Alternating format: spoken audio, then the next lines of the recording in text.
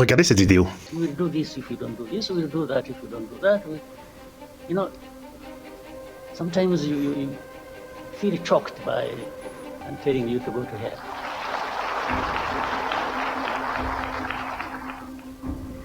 You can't create problems for me, at the same time come and blame me for these problems, and then start threatening me. How? Alors, pour ceux qui n'ont pas compris, c'est Paul Kagame, le président du Rwanda, qui se plaint des multinationales et des Occidentaux qui le menaceraient en lui disant « Si tu fais pas ça, on va te faire ci. Si tu fais ci, on va te faire ça. » Bref, ils se sont parfois pris à la gorge. Au final, il a envie de leur dire « Allez vous faire voir. » Et il dit dans un second temps que tu ne peux pas me demander à moi d'aller faire tel problème et plus tard, tu viens te plaindre que moi, j'ai fait un problème.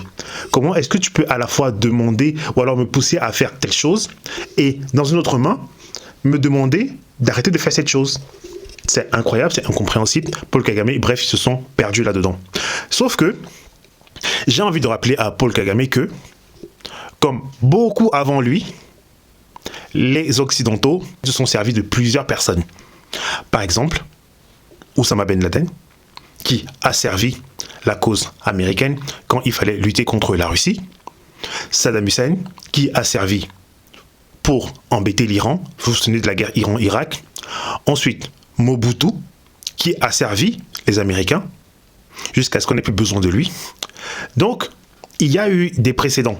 Donc, ce que Kagame fait aujourd'hui, ce n'est pas nouveau. Il n'y a rien de nouveau sous le soleil. Donc, s'il ne se réveille pas très vite, il va juste finir comme Mobutu et comme tous ces gens-là ont péri. C'est aussi simple que ça.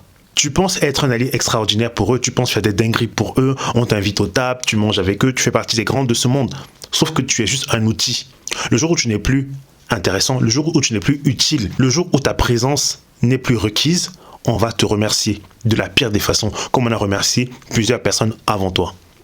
Vous vous réveillez souvent tard. C'est pour ça que vers la fin de vie de toutes ces personnes-là, ils se mettent à se rebeller, mais c'est trop tard.